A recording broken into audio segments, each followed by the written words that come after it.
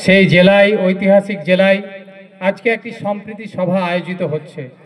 এই সভাকে উজ্জ্বল করে রয়েছেন যিনি অল ইন্ডিয়া মুসলিম পার্সোনাল ল বোর্ডের সদস্য এবং সারা বাংলা সংখ্যালঘু যুব ফেডারেশনের রাজ্য সম্পাদক জনাব মোহাম্মদ কামরুজ্জামান সাহেব। সভাপতিত্ব করছেন আব্দুর রাজ্জাক সাহেব, আছেন রবীন দত্ত সাহেব যিনি তার ক্ষুরধার বক্তৃতা রেখেছেন। এছাড়াও রয়েছেন শাহ মোহাম্মদ সাহেব, তিনি বক্তব্য রেখেছেন। নজরুল ইসলাম সাহেব, আখতার সাহেব তারা বক্তব্য রেখেছেন।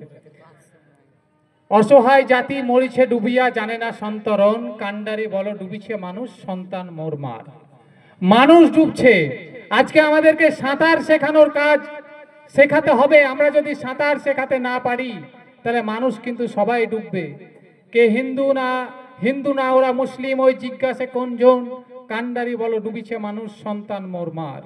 এখানে ধর্মের ব্যাপার নেই। একটা জাতি যখন অসহায়তার দিকে এগিয়ে যায়, সকলকে সেই সম্প্রীতির দিকে এগিয়ে আসতে হবে। আজকে সারা ভারতবর্ষ জুড়ে যে অপচেষ্টা চলছে, বিভিন্ন রাজনৈতিকভাবেই চলছে, যে ভারতবর্ষের ইতিহাসকে বিভিন্নভাবে কালিমালিপ্ত করা এবং বিকৃত করার একটা অপচেষ্টা চলছে।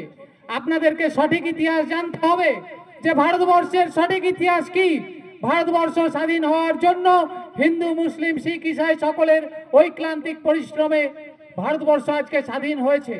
তাই আপনারা ইতিহাসকে, আজকে যখন দীনদয়ালের নাম, মুঘল সরাইয়ের স্টেশনের নাম দীনদয়াল করা হয়, আপনারা ঘুমিয়ে থাকবেন না। আপনাদেরকে সঠিক সত্য ইতিহাস জানতে হবে। পাশাপাশি আজকে ভারতবর্ষের আজকের আলোচ্য সূচির অন্যতম একটি গুরুত্বপূর্ণ বিষয় হচ্ছে বাঙালি পরিযায়ী শ্রমিকদের উপরে হেনস্থা। আপনারা দেখেছেন, প্রথমে দেখছিলেন কিছু মুসলিম পরিযায়ী শ্রমিকদেরকে আক্রান্ত করা হচ্ছিল ভারতবর্ষের বিভিন্ন জায়গায়, কিন্তু পরবর্তীতে আপনারা উড়িষ্যাতেও দেখেছেন যে না, শুধু মুসলিম নয়, বাঙালি যারা বাংলায় কথা বলে তাদেরকে হেনস্থা করা হচ্ছে। এই কথাটাই আপনাদেরকে বুঝতে হবে। যখন বিপদ নেমে আসে তখন সকল মানুষের উপরে নেমে আসে। তাই আমাদেরকে আরো বৃহত্তর ভারতবর্ষ গড়ে তুলতে ইউনিটি ইন ডাইভার্সিটি, নানা ভাষা, নানা মত, নানা পরিধান, বিবিধের মাঝে দেখো মিলন মহান, এই মিলন মহানের সুরকে আমাদেরকে এগিয়ে দিতে হবে। পাশাপাশি এই ভারতবর্ষের যা অখণ্ডতা তাকে বজায় রাখার জন্য আমাদের সকলকে হাতে হাত রেখে এগিয়ে যেতে হবে। পূর্ববর্তী বক্তারা বলেছেন, আমাদের প্রধান বক্তা তিনি বলবেন, আজকের দিনেও যখন কোনো হিন্দু বোনের রক্তের প্রয়োজন হয়, রোজা ভেঙে ওসমান নামের এক ভাই রক্ত দিয়ে তার প্রাণ বাঁচিয়েছে। এই যে মহত্ব দেখিয়েছে, সেই মহত্বের কথা আপনাদেরকে প্রচার করতে হবে।